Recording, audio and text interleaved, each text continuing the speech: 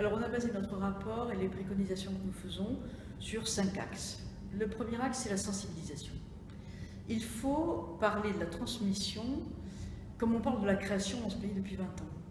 Et il faut en faire un récit positif. Donc déjà, il y a un travail de sensibilisation, de communication à faire qui est essentiel. Ensuite, il y a un vrai sujet, c'est l'anticipation. C'est le facteur essentiel d'une transmission réussie. Anticiper la transmission, ça veut dire déjà repérer les entreprises qui sont potentiellement accessibles. Et donc, il y a tout un travail à faire d'observation des entreprises aujourd'hui, et c'est un des premiers sujets qu'on aborde.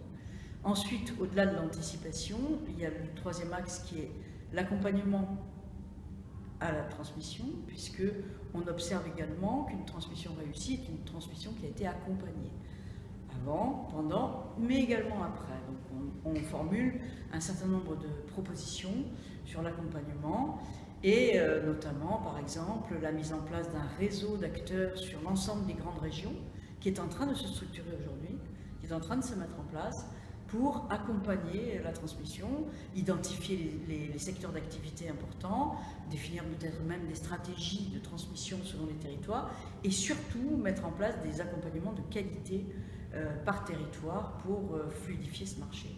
Ensuite, on parle de formation, puisque on observe que souvent il y a une dichotomie finalement entre les compétences du repreneur et ce qu'il devrait savoir pour pouvoir mener à bien ce projet de reprise. Et donc il y a tout un travail à faire de formation, dans la formation initiale, mais également dans la formation continue. Et on propose de mettre en place des formations à la carte, vraiment à la carte. C'est-à-dire que le repreneur, que ce soit un jeune issu de formation initiale ou que ce soit un cadre supérieur qui quitte son entreprise pour aller se lancer dans un projet d'entreprise, on voit bien que la formation nécessaire à lui apporter n'est pas la même. Donc formation à la carte. Et puis bien sûr, le dernier point, ce sont des points réglementaires et fiscaux. Ce que nous souhaitons, alors ça c'est un défi, mais je pense qu'il parlera à tout le monde, ce que nous souhaitons, c'est que la réglementation et la fiscalité, finalement, soient le plus neutre possible sur la transmission, de telle sorte que la transmission soit la plus fluide possible.